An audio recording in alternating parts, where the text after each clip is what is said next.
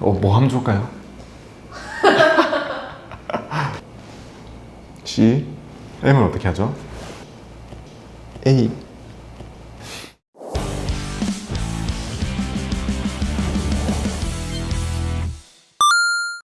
CMA는 증권사의 가장 기본적인 수시 입출금 계좌입니다. 우리가 은행 거래를 시작하면 우선 계좌를 하나 트고 시작하잖아요. 중심이 되는 계좌를 하나 터놓고 거기서 월급도 받고 친구한테 돈도 보내고 신용카드 대금 결제도 하고 돈이 남는다 싶으면 예금도 그 안에서 하죠. 적금도 하고 펀드도 사죠. 은행의 이런 계좌와 같은 역할을 하는 것이 증권사에는 CMA 계좌입니다. 증권사의 고객 수만큼 CMA 계좌가 있고 고객과 눈만 마주쳐도 바로 계산하는 것이 바로 이 CMA입니다. CMA는 이렇게 증권 투자의 시작을 의미합니다. CMA의 의미는 캐시 매니지먼트 어카운트라는 뜻입니다. 직역하면 현금 관리 계좌입니다. 현금에 무슨 관리가 필요해? 하지만 현금도 관리가 필요합니다. 현금을 안전하게 넣어두는 것도 관리고 필요에 따라 입금하고 출금하는 것도 관리고 맡겨놨으니 이자를 받는 것도 관리고 비상금처럼 관리하는 것도 관리입니다. 요즘 현금을 이렇게 뭉칫돈으로 장롱에 숨기거나 장판 밑에 깔아두거나 그렇게 관리하는 사람은 없잖아요. 그쵸? 이렇게 CMA는 현금 관리를 목적으로 하는 계좌이기 때문에 거기에 맞는 다양한 기능과 장점이 있어서 소개를 드리려고 합니다. 참고로 저는 은행의 수시 입출금 계좌를 거의 사용하지 않는데요. 은행 계좌는 오직 마이너스 대출 갚을 때, 모기지 대출 갚을 때, 급여 받을 때 이럴 때만 사용하고 있습니다. 그 이유는 제가 필요로 하는 모든 걸 CMA가 다 해주니까 그렇게 쓰게 되더라고요. CMA는 이런 장점들이 있습니다. 증권사별로 다르지만 보통 언급되는 것들이 이런 건데요. 첫째, 이자를 매일 준다. 둘째, 이자율이 은행보다 좀 더 높다. 셋째, 투자를 바로 실행할 수 있다. 넷째, 각종 카드 결제, 자동이체가 가능하다. 다섯째, 별도의 수수료가 없다. 여섯 번째, 투자자가 된 것 같은 감성을 준다. 간단하죠? 하나씩 볼까요? CMA의 첫 번째 장점은 일복리를 준다는 것입니다. CMA는 종류에 따라서 월복리나 일복리를 주는데요. 그중 일복리 상품을 갖고 있으면 매일 이자를 얻는 기쁨을 느끼실 수 있습니다. 근데 잠깐! 뭔가 좀 이상하지 않으세요? 박곰TV가 언제든 돈을 넣고 뺄 수 있다고 했는데 매일 어떻게 이자를 준다는 거지? 이자를 어떻게 주냐면 만약 이자율이 연 1%라고 한다면 오늘 들어있는 자금이 1년 내내 들어있었을 때 얻을 수 있는 1%의 이자 중 하루치를 계산해서 내일 넣어줍니다. 그리고 내일 만약 입금을 좀 더 했다. 그러면 내일 더 늘어난 돈이 1년 동안 담겨 있으면 받게 되는 1%의 이자를 계산해서 또다시 하루치를 넣어주죠. 그래서 예금처럼 한 달을 채워야 한다 이런 개념이 없죠. 내가 오늘 계좌 개설을 하고 몇만 원만 넣어놔도 내일 몇 원이 붙어있는 기적을 볼 수 있는 거죠. 10000이었던 이 잔고 숫자가 끝에서부터 바뀌어오는 마법 같은 일을 경험할 수 있습니다. 우리가 주식을 사놓고 잔고를 열어볼 때 때론 두렵잖아요. 근데 CMA의 잔고는 언제 열어봐도 항상 그 이전보다 많은 돈이 들어있으니 자주 열어보게 됩니다. CMA의 두 번째 장점은 금리가 좀 더 높다는 겁니다. 은행의 수시 입출금 계좌의 금리는 0.1% 정도 됩니다. 은행에서 그 이상 받으려면 예금을 가입해서 일정 기간 자금을 묶어놔야 되죠. 반면에 CMA가 주는 이자는 이자의 유형에 따라서 0.2%에서 0.5% 정도까지 줍니다. 그렇게 만족할 만한 높은 수준은 아니지만 묶어놓지 않은 자금에 이 정도 금리를 준다는 것은 그래도 좀 더 높다 이 정도로 말씀드릴 수 있겠네요. 사실 작년에 CMA 영상을 처음 찍을 때만 해도요 은행은 여전히 0.1%였지만 CMA는 한 1.8% 정도까지 줬거든요. 그래서 자랑스럽게 CMA 금리가 더 좋다고 말씀을 드렸었는데요, 지금은 그 정도는 아니죠. 기준금리가 이렇게 떨어지는데 이걸 이겨낼 수 있는 상품은 없습니다. 저는 CMA 금리가 이렇게 낮아진 걸 처음 봤습니다. 정말 나중에는 이자를 주는 것만으로도 감사해야 하는 날이 오는 건 아닌지 벌써 두려워지네요. 그만큼 저금리라는 친구는 두려운 존재입니다. 좀 안 왔으면 좋겠어요. 저금리 씨 그거 좀 가주실래요?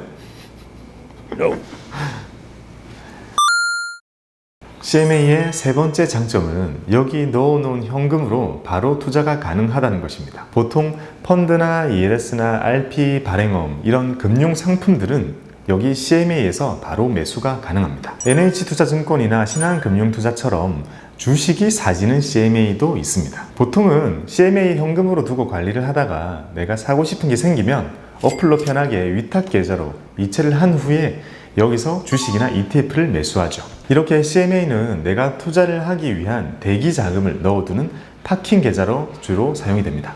요즘엔 타 금융사끼리 현금 이체하는 게 엄청 편해졌잖아요. 그래서 파킹 계좌를 다른 금융사 걸 써도 그렇게 불편하지는 않습니다. 왜냐하면 저축은행의 계좌들 중에서 금리 조건이 좋은 곳도 많으니까요. 하지만 여러 계좌를 관리하시는 것이 귀찮고 그 정도는 무시할 수 있는 정도의 소액이라면 CMA 하나로 충분합니다. 하나의 어플 속에서 모든 현금, 포트폴리오, 국내 주식, 해외 주식, 펀드 이런 걸 편하게 다 매수하고 보면서 관리할 수 있는 것도 장점이죠. CMA의 네 번째 장점은 카드 결제, 자동 이체가 가능하다는 겁니다. 현금 관리 계좌니까 당연히 이런 기능들을 가지고 있겠죠. 신용카드 대금 결제, 체크카드 대금 결제 그런 거 CMA를 걸어둘 수 있고요. 투자를 할 때도 현금이 들어있는 상태에서 정해진 날짜에 특정 상품이 매수되도록 세팅할 수 있습니다. 게다가 다른 은행의 계좌에 있는 자금을 정해진 날짜에 끌어와서 정해놓은 상품이 매수되도록 약정을 할 수도 있습니다. 흔히 적립식 펀드, 연금저축, IRP 이런 것처럼 저축을 자동화할 때 많이 사용하게 됩니다. 결국 앞으로 다양한 투자를 하다 보면 계좌 수가 계속 늘어나게 되는데요. 그런 걸 이 CMA를 중심으로 이런 계좌들을 돈을 뿌려주는 형태로 관리를 하게 되는 거죠. CMA의 다섯 번째 장점은 수수료가 없다는 겁니다. 요즘 많은 은행의 뱅킹 어플과 핀테크 기업들이 무료로 제공해줘가지고 이 장점도 많이 무색해지긴 했는데요. CMA는 전통적으로 이체 수수료와 출금 수수료 등을 면제해줬습니다. 예전에는 짜잘짜잘하게 송금을 많이 해야 하는 분들이 CMA를 참 좋아했거든요. 우선 어플로 다른 금융사로 돈을 보낼 때도 무료고, 증권사 창구에서 현금을 찾을 때도 당연히 무료고, 증권사 말고 은행의 ATM 기기에 가가지고 증권사의 카드를 넣고 그 속에 현금을 인출할 때도 무료입니다. 전혀 관계없는 남의 은행인데 거기 ATM 기계를 이용해도 출금 수수료를 면제해줬어요. 실은 여전히 은행은 그 수수료를 받지만 증권사가 그걸 대신 내주는 거였죠. CMA의 여섯 번째 장점은 투자자가 된 것 같은 감성을 준다는 겁니다. CMA는 말 그대로 계좌입니다. 상품이 아니죠. 상품을 사서 담을 수 있는 바구니를 만든 겁니다. 바구니를 만드는 건 무료죠. 상품을 많이 사서 담으라고요.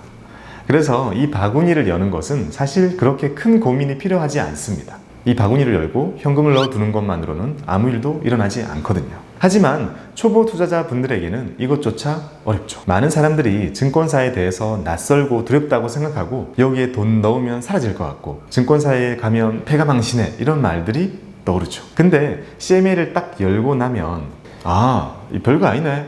어떤 걸 사는지가 중요할 뿐 현금을 넣고 이자를 받는 것은 아무 일도 일어나지 않는구나 이렇게 안심하게 됩니다. 투자에 대해서 한 걸음 내디디신 거죠. 그것을 기반으로 자신감을 갖고 긍정적인 생각으로 공부를 시작하는 거죠. CMA를 개설해서 현금을 넣어놓고 다른 걸 시작하는 겁니다. 하지만 단점도 있습니다. 많은 사람들이 투자를 두려워하는 많은 이유 중에 하나가 투자를 해서 손실이 나는 것도 물론 무섭지만 증권사가 없어지는 것에 대한 두려움도 있습니다. 은행이 갑자기 망하면 예금자 보호가 되어서 5천만 원까지는 돌려받을 수 있지만 증권사에서는 보통 예금자 보호라는 말 자체를 듣기도 힘들죠. 그래서 은행 거래만 하셨던 분들에게는 예금자 보호가 없는 것에 대해서 근원적인 두려움을 느끼게 되는 겁니다. 경험 있으신 분들은 뭐 그런 걸 걱정해 라고 생각하시겠지만 초보 투자자 분들에게는 매우 두려운 일입니다. 여러분들의 이런 두려움을 없애줄 수 있는 몇 가지 요소를 말씀드리면요. 오늘이 2020년 8월 말인데요. 지금 우리나라의 CMA 계좌의 개수가 1843만 개, 그리고 그 속에 들어있는 잔고가 오늘 무려 60조 원이 넘었다고 합니다. 우선 이것만으로도 안심이 되죠. 충분히 안전성이 높고 자체적인 안전장치를 더하기 때문에 그렇게 많은 사람들과 법인들이 그렇게 많은 자금을 넣어둘 수 있는 거죠. 실제로 매우 극단적인 상황을 가정해서 증권사가 하루아침에 없어지더라도 이 돈들이 사라지지는 않습니다. 예금자 보호를 위해서 굳이 종금형 CMA를 찾을 필요는 없단 말씀이죠. 우리가 부동산을 통해서 집을 사고 나서 부동산이 없어지더라도 내 집이 사라지진 않죠. 중개업이니까요.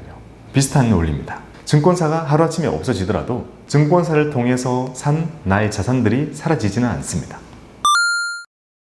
CMA의 다음 단점은 핀테크 기업들의 계좌와 저축은행들의 계좌의 존재감이 갈수록 커지면서 현금을 담아두는 파킹 통장으로서의 매력이 떨어지고 있다는 것입니다. 요즘은 뭘 써도 이체 수수료 거의 안 내죠. 그리고 금리가 낮아질수록 저축은행의 계좌가 갈수록 유리해집니다. 예대 마진을 베이스로 하니까 대출금리는 항상 어느 정도로 높기 때문에 높은 금리를 챙겨줄 수 있는 거죠. 근데 CMA는 모두 RP나 MMF나 채권 이런 걸 투자해서 이자를 받아서 우리한테 주는 거기 때문에 기준금리가 떨어지면 그대로 금리가 떨어집니다. 시간이 갈수록 금리가 계속 낮아지고 있기 때문에 CMA의 매력이 갈수록 떨어진다는 것이 단점입니다. CMA를 개설하는 방법을 알려드릴게요. 우리가 CMA를 만드는 방법은 4가지가 있습니다. 자, 첫 번째, 스마트폰으로 내가 방구석에서 만드는 비대면 계좌 개설. 이건 누구와 상담을 하거나 지점을 이용하는 것이 없죠. 증권사의 인프라를 거의 사용하지 않기 때문에 혜택을 많이 줍니다. 수수료를 낮게 해주는 등의 이벤트 혜택은 보통 비대면 계좌 개설에 적용이 되고요. 저의 재생 목록 중에 따라하기를 보시고 만드시면 되겠습니다. 두 번째는 증권사의 지점에 내방해서 만드는 지점 계좌입니다. 이건 명확하게 그 지점과 거래하는 개념이기 때문에 증권사에서 해주는 공통적인 서비스도 받을 수 있고 그 지점 자체적으로 해주는 다양한 서비스를 받을 수 있습니다. 이건 지점마다 차이가 좀 있겠죠. 투자 정보들도 자체적으로 정리해가지고 보내주고요. 지점 자체 세미나도 참석해서 이런저런 서비스도 받을 수 있습니다. 카카오맵을 키셔가지고요. 가까운 증권사 지점을 검색하신 후에 방문하셔가지고 계좌 개설을 하실 수 있습니다. 영업시간은 보통 오전 8시부터 오후 4시까지이지만 만드는 데 시간이 좀 걸리는 걸 감안해서 3시 정도까지는 방문하시는 것이 좋습니다. 세 번째는 제휴된 은행에서 만드는 다이렉트 은행 계좌입니다. 이건 내가 자주 다니는 은행에서 계좌를 만들 수 있는 장점이 있습니다. 은행에서 개설만 대행해주는 개념이라고 생각하시면 되고 만들어진 계좌는 다이렉트 계좌이기 때문에 투자는 스스로 하시면 되겠습니다. 미래에셋 대우의 계좌를 국민은행의 창구에서 만들 수 있다고 보시면 됩니다. 개설만 하는 거니까 개설 후에 은행에서 뭐 사면 되냐고 물어보고 그러시면 안 돼요. 네 번째 방법은 증권사의 PB 직원이 직접 만나서 계좌 개설을 해주는 방법입니다. 지점에서 PB 직원이 직접 나와서 계좌를 만들어 줄 수 있거든요.